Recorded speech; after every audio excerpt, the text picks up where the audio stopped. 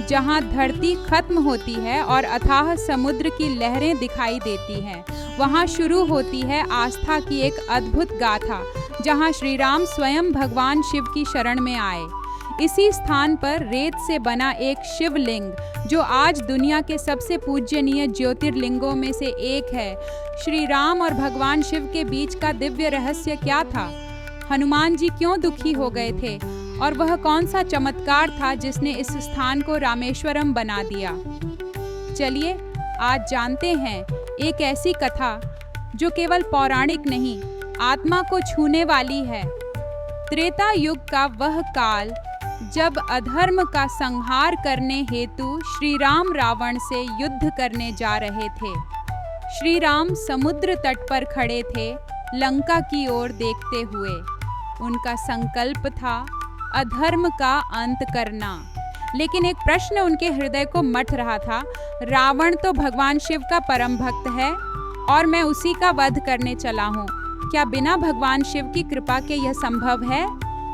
तब श्री राम ने ऋषियों से पूछा, क्या मुझे भगवान शिव की पूजा करनी चाहिए?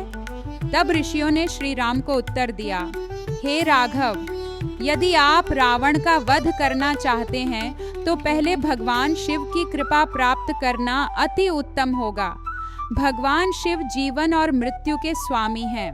यदि विजय चाहिए तो पहले भगवान शिव की पूजा करनी होगी। श्री राम ने निश्चय किया कि वे वहीं समुद्र किनारे शिवलिंग की स्थापना करेंगे। श्री राम ने समुद्र किनारे पर एक पवित्र स्थान चुना, जहां रेत और जल के बीच भगवान शिव के पूजन हेतु एक लिंग की स्थापना करनी थी। उन्होंने हनुमान जी को कहा, जाओ हनुमान, तुम कैलाश जाओ और वहां से शिवलिंग लेकर आओ। हनुमान जी तुरंत निकल पड़े।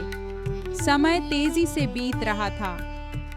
हनुमान जी हिमालय की गुफाओं में खो गए। समय बीतता गया। श्री राम ने देखा कि पूजा का समय निकल रहा है। तब श्री राम ने बालू से एक लिंग बनाकर उसकी पूजा आरंभ कर दी। इस पूजा से प्रसन्न होकर भगवान शिव प्रकट हुए और श्री राम को विजय का आशीर्वाद दिया।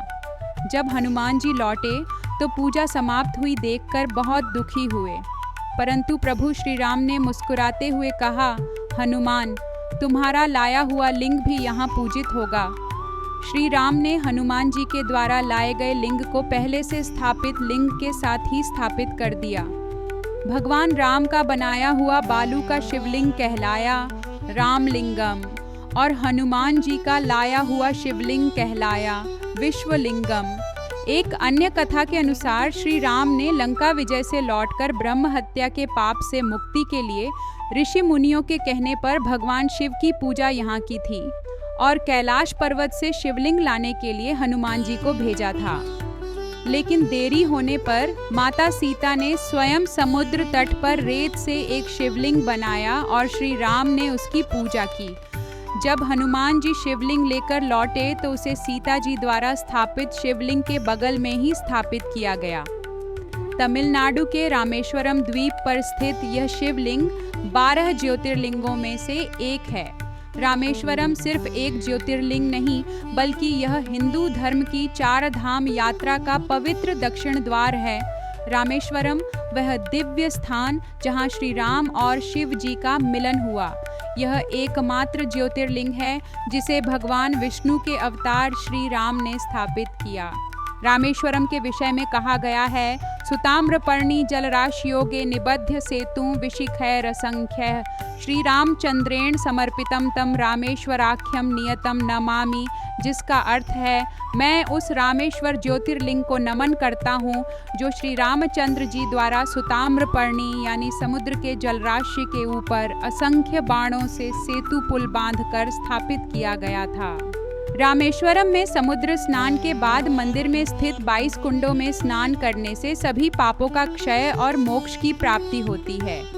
रामेश्वरम मंदिर का विशाल गलियारा विश्व में सबसे लंबा मंदिर गलियारा है। यहाँ गूंजती है ओम नमो शिवाय की महाध्वनि।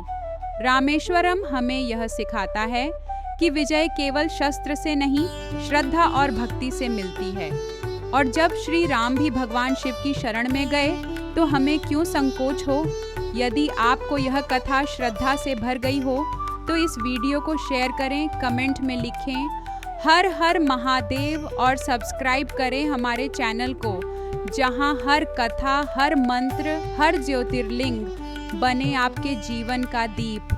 शिव का स्मरण, जीवन का उद्धार।